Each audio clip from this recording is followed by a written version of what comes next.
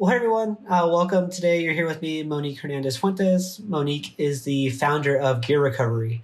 I asked her to be on today to learn a little bit more about the inspiration behind that and what her plans are with this, and to learn a little bit more about her just as a professional as well as an artist. Hey Monique, thank you for joining me today. Hey Chris, thanks for having me. Of course. Well, first and foremost, what is Gear Recovery? So Gear Recovery is it's an online database for lost and stolen musical instruments. And I came up with the idea a couple of years ago when I was working at San Francisco Guitar Works, which is it's a repair shop based in San Francisco, but they're known worldwide for fretwork, neck resets, and that type of thing. But we had a lot of customers coming into the shop that were always like, hey, my 67 P bass in Arctic White was stolen 4 years ago, and it's got like a butterfly sticker on it. Can you keep an eye out for it? And I was always kind of surprised that there wasn't a better way to search for stuff like that. I mean, given the fact that, it's 2020 and we've got like all sorts of like databases and types of functions like that. So I kind of sat on the idea for a few years, and then finally I was like, I think I'm going to actually make this a real thing and turn it into a company. So that's kind of where I'm at with it today. But basically the premise is that our goal is to help people get reunited with their lost and stolen musical instruments. Okay. When you say database, so how does that work? Is it like a community generated thing, or I guess how does that kind of database get built in the first place? So right now I'm using WordPress, and I've used this interesting plugin called Participants Database.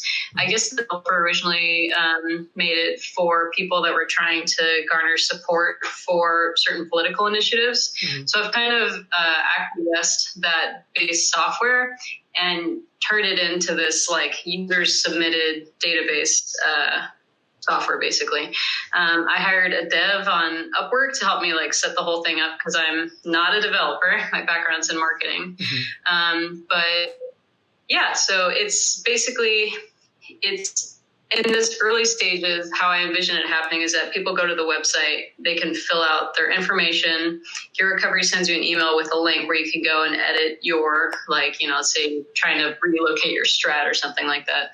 And then you can go to the website, and that listing will always be public on the website, obviously with your personal information being not accessible to the public. Gotcha. Okay. How would you, so interesting question. So years ago, I had an Ibanez that got stolen I was at a party and I left it in the basement thinking no one's going to go in the basement for whatever reason. And it wasn't there in the morning, right? So I knew it was gone, but it was just a plain white Ibanez, like nothing special in it. So say I lost like a very clean looking guitar versus one that has a butterfly sticker on it. How do you think people would be able to identify oh, that's mine. I know that one's mine. Yeah. So the tricky thing is that you have to have taken note of the serial number, because that's really the only way to identify.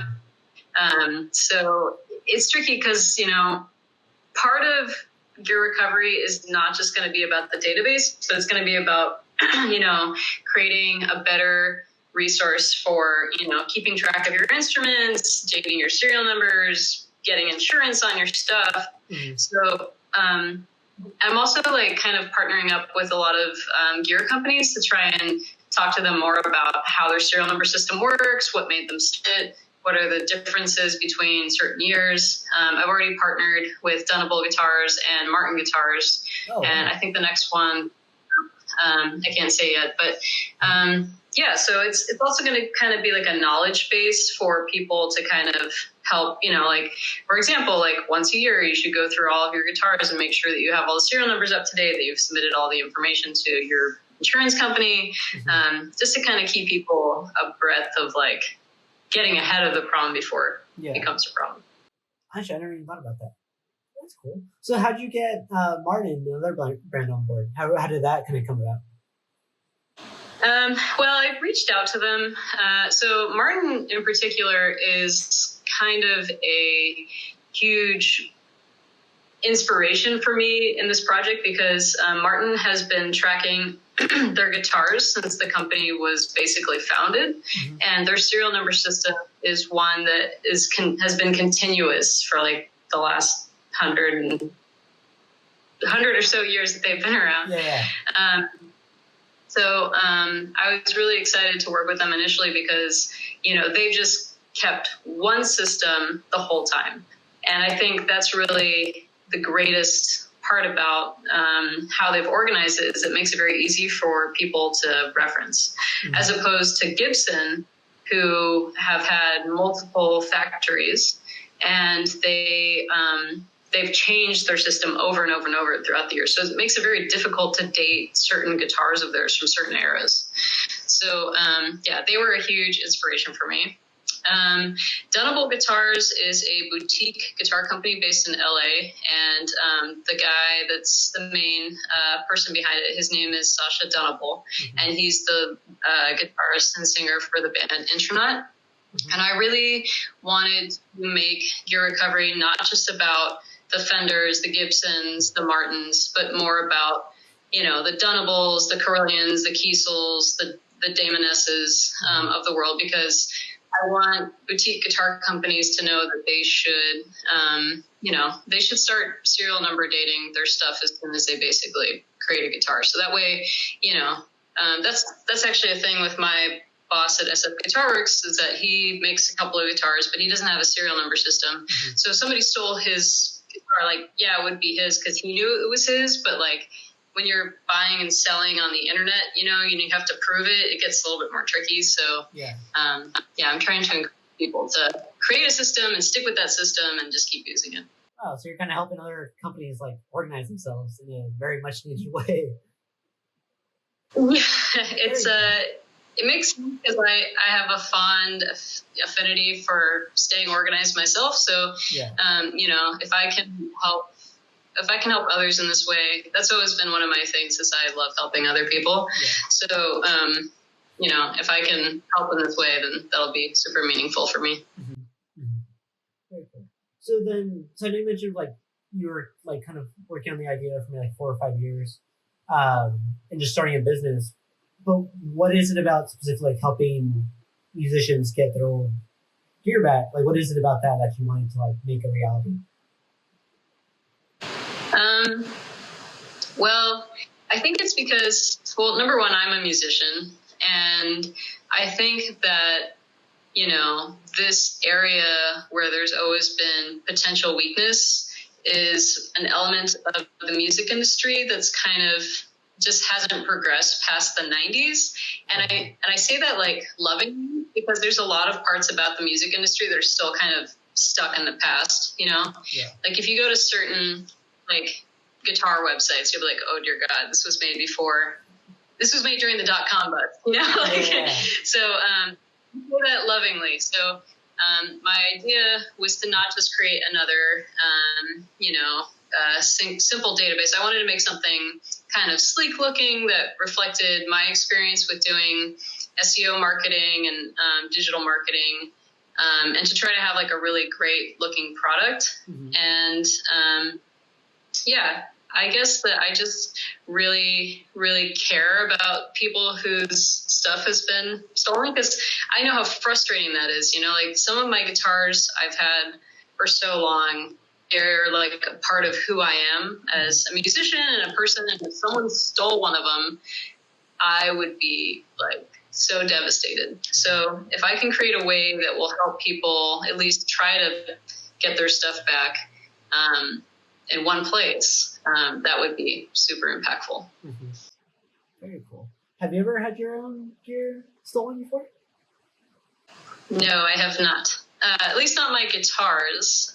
However, having been in a few different jam spaces around San Francisco and, had our own jam rooms and stuff. I mean, stuff of mine has gone missing, Yeah. I think it's just kind of the game, but, it's never really something that I was completely crushed over. It's more just that's an inconvenience, you know? Yeah. Very cool. Well, so you mentioned you have a background in marketing. How do you feel that background would help you essentially launching a business? Well, it helps in a lot of ways, honestly, because I do freelance SEO consulting on the side. Mm-hmm. So, a lot of people come to me and they're just trying to increase their organic reach on their website. And I'll take a look at their website and we'll kind of do an audit of, things I think are beneficial and meaningful to help them grow.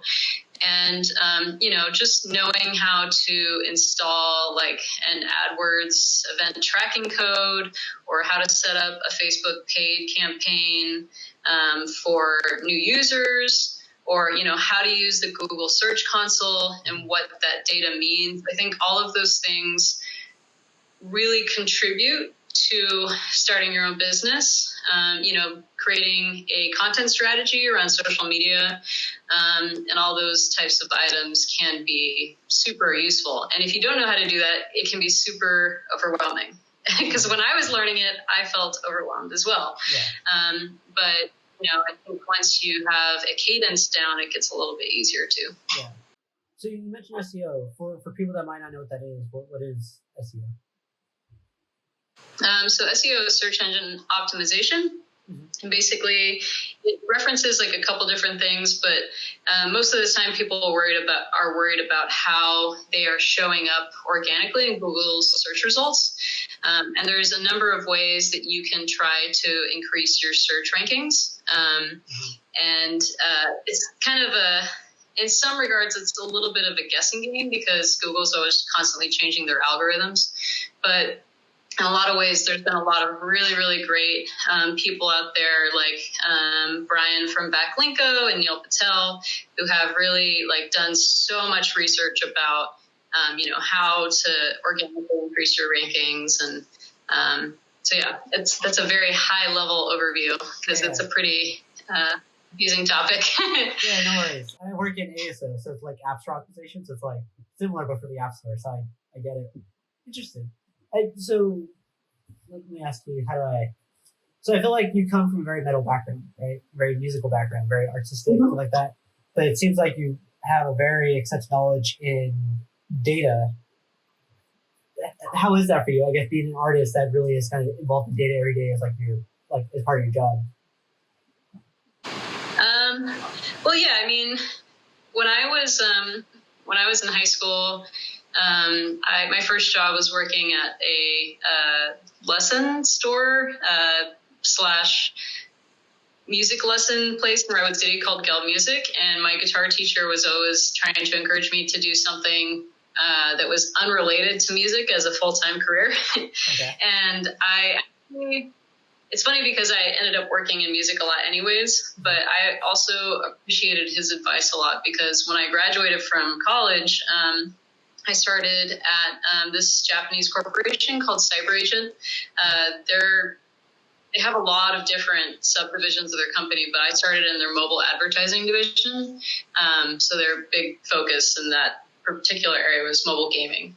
Okay. So I think just kind of starting in that world really helped to build a strong foundation for the rest of my career, and or at least up to this point so far. Hope I'm not done yet. And I think that it's been very useful and also given me a lot to support myself on while I'm also doing other musical endeavors, because it's very hard to make money doing music full time. Mm-hmm. So I wanted to make sure that I had, a strong foundation for other things that I could use towards things I like to do. Yeah. Interesting.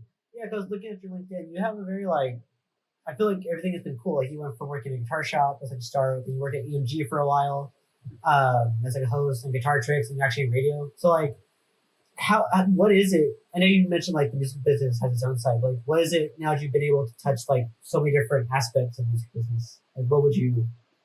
Is it something where when you're in high school you're looking into it, it's still something I want to work in the music business, or is it more just a regular job at this point? That's a good question. I would say that if a high school student came to me and said, I want to work in the music business, I would encourage them to try to pick an area in which they think that they might really gravitate towards, and also maybe also to, like, for example, I guess an easier way to say it would be, I would, like, if somebody came to me and they're like, I want to work in the music industry, and they were also interested in graphic design, I'd be like, okay, well, focus on your graphic design skills. And, you know, if the music industry experiences a downturn, which it is right now, like immensely, at least you'll always have the skills to kind of fall back on, which is why my track has taken me into marketing, because, you know, you can do marketing, digital marketing in a variety of industries that aren't just limited to music. And I don't know, I think just having worked at a lot of different music related companies, it's been really great. Honestly, I feel very fortunate because the Bay Area's music industry has shrunk a lot in the last, like, you know, however many years. Okay. And just the fact that I've been able to kind of stay here and keep living in San Francisco and, you know, kind of do what I love has been, like, incredible, honestly. So I feel very grateful. Yeah. Very cool. Okay, so you're saying focus. You're saying there'll always be a role for you. You just gotta focus on a skill that helps you fill that role. Interesting. Okay. Yeah, and I would say that for me, I always ended up, like, kind of pushing myself towards music anyways, which, I mean, I think in life, like, let's say, for example, your parents had always pushed you to be a doctor, but you wanted to be, like, a novelist or something. Like, you may find yourself being a doctor, but you may always sort of be gravitating towards writing anyways, you know? So that was basically it for me. Like, marketing was not, like, always my objective, you know? And I enjoyed doing it, but eventually my life kept pushing me back to music. Gotcha. Okay. And hence where your recovery came in. Okay. So speaking of your recovery, I was looking kind of to the post. You mentioned that Business Boutique by Christy Wright was kind of inspiration, or like the book that pushed you into it. Yeah, she's the best. Yeah. What is it about, like, that book in particular that was kind of like the driver for you? So, yeah, this is fun because now I get to talk about Dave Ramsey. This I'll just set it up a little bit. In 2012, when I had just graduated, I was not very smart with my finances. So I kind of looked for a way to kind of streamline that process.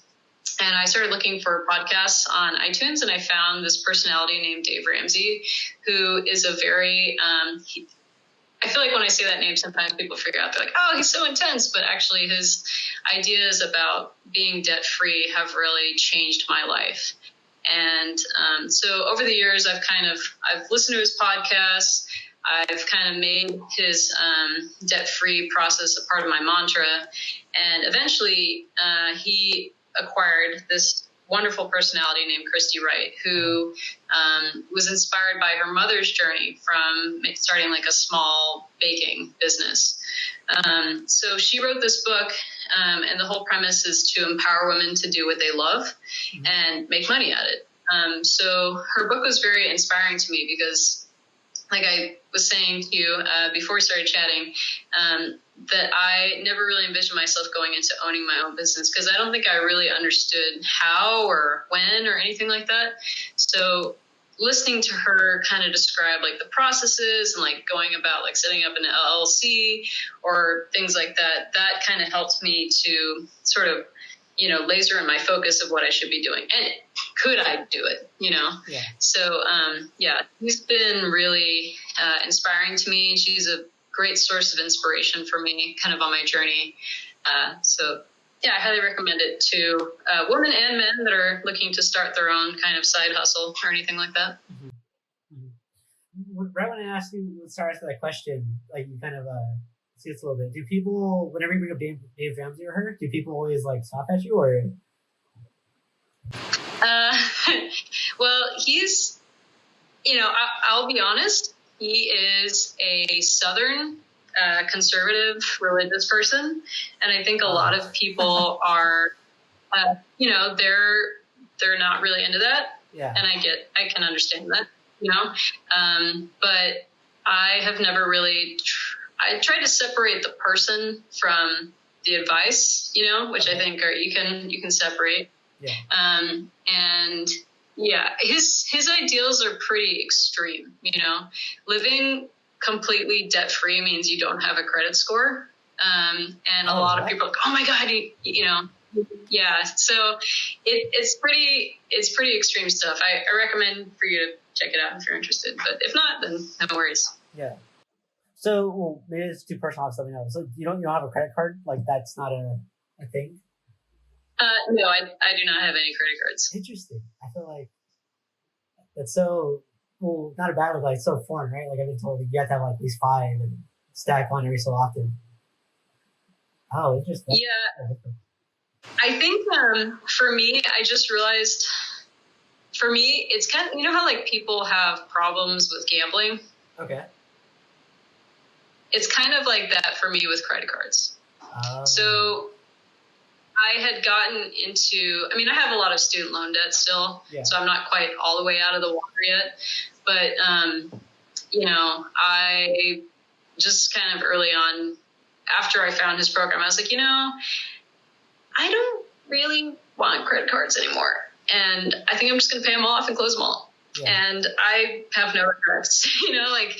The last 2 times I went to Europe, I completely paid for both trips with cash, and it was no problem whatsoever. I guess further down the line, someone watching this is probably going to be like, she's not going to be able to buy a house. But I guess I'll overcome that hurdle when I get there. Yeah. Interesting. So is there any I know we're I want to cut you off. Go ahead. So that's been a huge part of your recovery, has been to not go into debt starting this. Yeah. So it's basically, it's made it a little bit of a slow start because I've been funding it as I go. Mm-hmm. But I don't want to go into massive debt over my business because the whole point of me starting it in the first place was that I could create some side income, Yeah. So that aside, is there any other type of financial advice you could give people that you've learned from your own process? Yeah, the biggest thing that he teaches, he's got 7 baby steps, and the first one is always to, save $1,000. And it's funny because now, during coronavirus, this whole pandemic thing, it seems like that's more relevant than ever. Mm-hmm. The other thing that has been huge for me and what I really struggle with was to not spend more than you make. I feel like a lot of times, especially, in the age group of 20 to 40, a lot of people get caught up in trying to impress others or trying to go on the latest trips or trying to eat at the best restaurants, not realizing they're kind of digging themselves a hole by avoiding, paying more on your student loans or something like that. So I think those 2 ideals have been extremely profound, even though they seem like natural things you should be doing. I guess a lot of people don't do them. Be reminded to do the simple things. Yeah, no, totally. Interesting. Yeah. Okay. Well, it's I came to ask you about business. I'm learning so much more about life. It's cool. Very cool. Cool. Yeah. Can I totally go a hard left and ask you related questions? Oh, sure. Mm-hmm. Did you study video game design? I did study video game design. I'm actually a huge console gamer. And when I was in high school, I actually was more into art, and I wanted to go to the Academy of Art for video game design. Yeah. And then when I took my first year at Foothill Community College in Los Altos, I took an art history course, and that course changed my entire trajectory, because then I ended up majoring in art history at San Francisco State. And I'm really glad I didn't go to the Academy of Art, because that school is very expensive. Oh. And I have a couple friends that went there, and they are not working in their industries. So I'm just kind of glad. I feel like I dodged a bullet, basically. Yeah. So I did study video game design. Very cool. So how did how did that start? Because it sounded like when we were originally talking, it was like you're working at a lesson store, and you're learning kind of marketing on the side, and then somehow you fell into video games. Like, what led you there initially? Well, it was mainly like when I was in high school and I was doing I was drawing a lot and I was actually getting very good at it. And I think that when I got to Foothill, I kind of felt like my abilities with that were plateauing. So I really wanted to get more into like character creation and conception and stuff like that. And now looking at today and how like the mobile gaming industry has exploded, it probably would have been an interesting path to go on. But yeah, I still love video games and I love playing video games a lot when I get the time. But I think my life just pushed me in like a different direction. Yeah. I ended up also learning in Japanese because I've always been like a big lover of Japanese culture. Yeah. So at least that part kind of stayed with me. Yeah. So then what did it for you when you discovered, not discover our history, but when you took the class? What was it about that that's like, oh, I want to focus on this instead? Well, one thing, there's a lot of things about art history that I love, but aside from the art portion of it, just learning about history and different like cultures throughout generations and societies and languages, like all of that stuff is kind of intrinsically aligned with different art throughout the ages. And one thing that art history really made me into a great marketer was the fact that I did like so much research while I was studying. And that's kind of helped me become like, I think, a better marketer, just because there's like, you have to like interpret like a lot of data, you have to memorize a lot of things, and it gives you like I feel like it's given me a greater capacity in my memory almost, because, you know, you're just so used to looking at something and having to be like, okay, that was like painted in 1765 by, you know, so and such, and it's this type of painting and blah, blah, blah.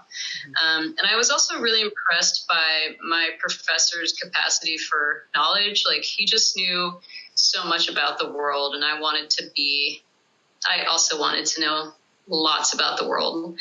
And, you know, even though I'm not working in the art history world now, it still like was a super great enrichment to my life, because when I go to like museums in Europe and stuff, I'm still like leaning on those skills that I learned when I was in school. So no regrets. Yeah. Well, it sounds like you had been very fortunate, right? Like, you got to study what you wanted in college, which is like art, right? Which a lot of times a lot of people will say, don't do that, you won't get creative. You're able to do that. You found a job in marketing and data marketing, which is pretty good, especially in the Bay Area. And you are working in the music industry, right? You guys kind of do it all, which is pretty fortunate. Very cool. That's very cool. Okay. Thank you. So then, even though you're working in the data side, do you ever find yourself going back at all into like art side of things? Yeah, I would. So originally when I was in school, I wanted to get more into art conservation, which is like a pretty highly specialized track, because you have to go get your doctorate, which was originally my intention. Okay. But after I graduated with my bachelor's, I was like out of cash. So I was like, well, maybe I'll take a couple of years off. And, you know, I just never ended up going back, which is fine, because I think now, I think that I don't know if I would have enjoyed doing art conservation as a full-time gig. Plus the schooling for that is pretty rigorous. Like, you need to double major in like art history and organic chemistry for a lot of programs. Oh, wow. And I was originally trying to get into NYU's conservation program, and the requirements for that program are crazy. Like, you have to like major, or you have to have an emphasis in both an Asian and European language if you want to go into an Asian track. So I was taking German and Japanese at the same time, and I do not recommend that for anybody. It's a very, very complicated, and my brain was always confused. Yeah. So yeah, I think I would if I could. I've always really liked Christie's and Sotheby's. Those are like the two big art auction houses, and I think those are great ways to like make a living. But again, I feel like sometimes that industry has left San Francisco, so it's a little bit harder to get attract there, but I'm still pretty connected with the art industry. I have a friend who does the art. She's the art director for Cabu Del Mar, which is a music festival that takes place in San Diego, but they have like a couple other locations that they do throughout the year. And I've occasionally gone to help her, like, do gallery assistance and stuff like that. So I feel like I try to stay connected where I can. Yeah. Well, yeah, it seems like you always are connected, especially I think you're fortunate. Like I said, like you really are connected to all the different aspects still. Because you have that kind of background in that, but also in the market, you always are able to find your way back in, which is always very cool. Oh wow. That's cool, man. Okay. Well, so I know we're reaching the 30-minute mark. Can I ask you one last question? Yeah, sure. Okay. So when it goes to the Gear Recovery website, it says we'll be launching soon. When can people see everything live? When can they start registering the serial numbers and tracking down everything? Yeah, totally. So the launch date is coming soon, and I highly encourage people to go and sign up for our newsletter, so you'll be notified when things go live.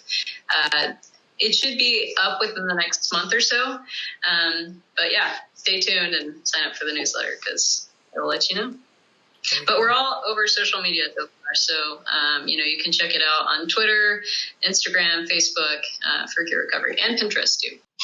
Very cool. Well, hey Monique, I appreciate you taking the time to chat with me, especially during these fun coronavirus times. So I really do appreciate it. So, I'll go ahead and let you go, and I'll go ahead and put some links down below for everyone to kind of go ahead and follow Gear Recovery social medias, check out the newsletter, and we can all go from there. All right, thanks Monique. I appreciate it. Thanks. Have a good one. Bye.